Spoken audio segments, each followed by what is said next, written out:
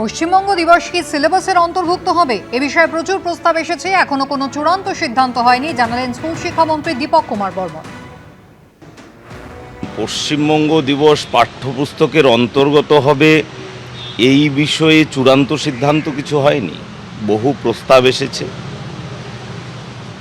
Syllabus কোনো static বিষয় নয়, সিলেবাস সবসময়ই চলমান, সমাজের সঙ্গে সাযুজ্য রেখে এবং প্রয়োজনীয়তার উপর ভিত্তি করে সিলেবাস তৈরি হয়। তার জন্য নির্দিষ্ট কমিটি তৈরি করা হয়, বিশেষজ্ঞ কমিটি। সেই বিশেষজ্ঞ কমিটি মতামত দিলে তার উপরে সিদ্ধান্তের ভিত্তিতে সিলেবাস তৈরি হয়। তো সে কারণে আমরা সিলেবাস আজকের দিনের উপযোগী করবার জন্য আমরা ভাবনা চিন্তা করব। তখন বিশেষজ্ঞ কমিটি তৈরি হবে এবং তাদের যদি সুপারিশ থাকে সেগুলো নিয়ে সিদ্ধান্ত হলে তবেই এর অন্তর্ভুক্ত হবে। রাজ্য সরকারি চাকরিতে 1 লক্ষ শূন্য পদে নিয়োগ হবে, বাজেটে ঘোষণা করলেন রাজ্যের অর্থমন্ত্রী, যার মধ্যে রয়েছে 50,000 শিক্ষক নিয়োগের প্রস্তাবও। নতুন নিয়োগের 33% পদ সংরক্ষিত থাকবে মহিলাদের জন্য। কর্মসংস্থানের লক্ষ্যে বাজেটে ঘোষণা করা হলো সরকারি চাকরিতে 1 লক্ষ শূন্য পদে কর্মী নিয়োগ করা হবে। এছাড়াও সরকারি চাকরিতে আবেদনের ক্ষেত্রে বয়সের ঊর্ধ্বসীমায় ছাড়, মহিলাদের জন্য সরকারি চাকরিতে সংরক্ষণ থেকে অগ্নিবীরদের জন্য বিশেষ কোটার ঘোষণা, পার্শ্ব শিক্ষক থেকে civic volunteer, green police, anganwadi, ASHA কর্মীদের মাইনে বাড়ানোরও সুখবর দেওয়া হলো বাজেটে। রাজ্য সরকারি অফিসগুলোতে 1 লক্ষ শূন্য পদ পূরণ করা যাবে, যার 33% মহিলাদের জন্য সংরক্ষিত থাকবে।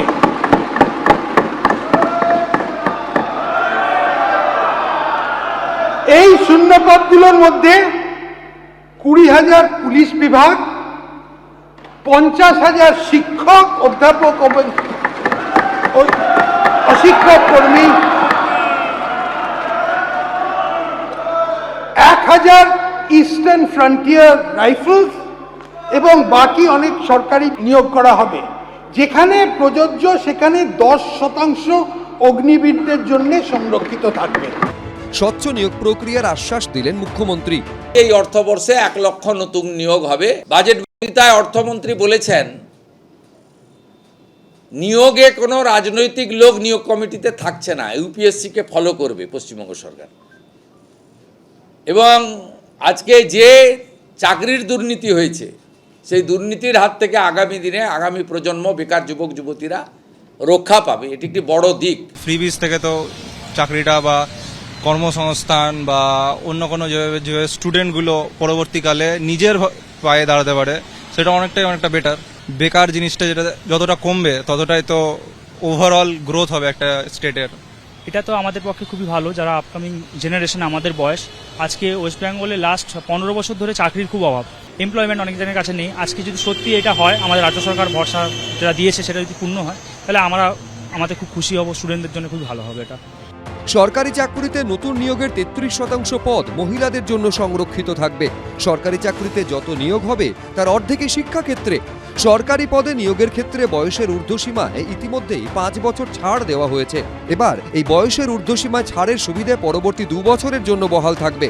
সরকারি পদে নিয়োগের জন্য বয়সের ঊর্ধ্বসীমা ইতিমধ্যে 5 বছর ছাড় দেওয়া হবে। এই সুবিধা পরবর্তী 2 বছরের জন্য বহাল থাকবে। সরকারি নিয়োগকারী বিভিন্ন সংস্থাকে ইউপিএসসির ধাঁচে একটি প্রাতিষ্ঠানিক কাঠামোর মধ্যে আনা হবে। জব কার্ড হোল্ডারদের জন্য 125 দিনের কাজের কথাও বলা হয়েছে রাজ্য বাজেটে। আশাবুল হোসেন, পার্থপ্রতিম ঘোষ ও অরিত্রিক ভট্টাচার্য, এবিপি আনন্দ। রাজ্য সরকারি কর্মীদের ডিএ 18% থেকে বেড়ে হলো 38%। নতুন হারে ডিএ পাবেন আধা সরকারি কর্মী আর শিক্ষাকর্মীরাও।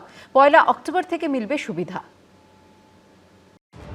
রাজ্যে বিজেপি সরকারের প্রথম বাজেটেই বাল্লে বাল্লে সরকারি কর্মচারীদের।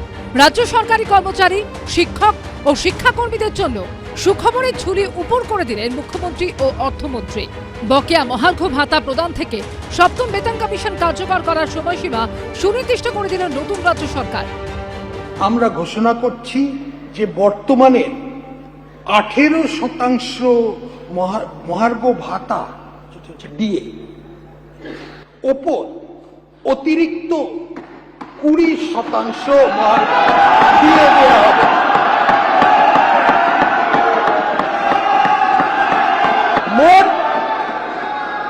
মোট ডিএ হার হবে 38%।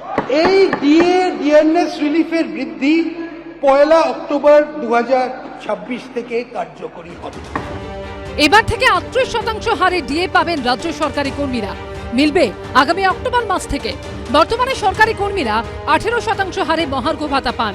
বাজেটে 1 লাফে 20% ডিএ বাড়ানোর ঘোষণা করা হলো। প্রতিশ্রুতি দেওয়া এবং সেই প্রতিশ্রুতিকে বাস্তবায়িত করার দিকে একটা পদক্ষেপ বলতে পারি। আমরা খুশি যে বিরোধী দলনেতা থাকার সময় ভোটের পূর্বে তাদের সংকল্পপত্রে যে কথাগুলো বলেছিলেন সেগুলোকে বাস্তবায়িত করার দিকে যাচ্ছেন।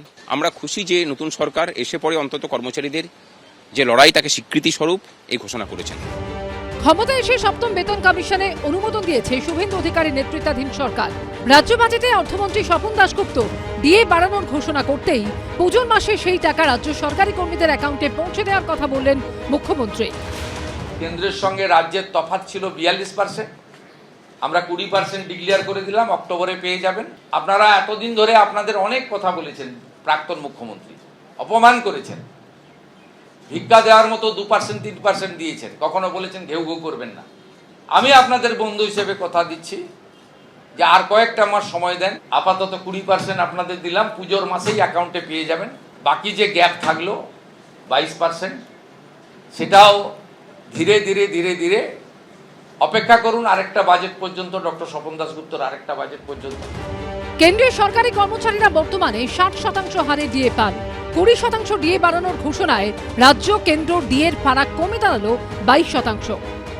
সমস্ত বিজেপির নেতারা বলেছেন যেদিনই সরকার তৈরি হবে সেদিন থেকে আমরা ইমপ্লিমেন্ট করব।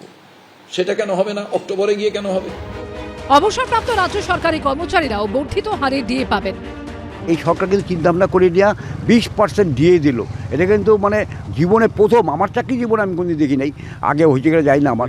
তাহলে 20% দিয়ে কিন্তু এটা হায়েস্ট, এটা আমাদের কাছে মানে অভূতপূর্ব যে 20% দিয়ে আমরা অবসরপ্রাপ্ত কর্মচারী, এই যে 20% ডিএটা আমাদের খুব সংসারে কাজে লাগবে। সব মিলিয়ে রাজ্য সরকারি কর্মীদের সুদিন। আশাবুল হোসেন, কৃষ্ণেন্দু অধিকারী ও অর্ণব মুখোপাধ্যায় রিপোর্ট, এবিপি আনন্দ। এবিপি আনন্দ, এগিয়ে থাকে, এগিয়ে রাখে।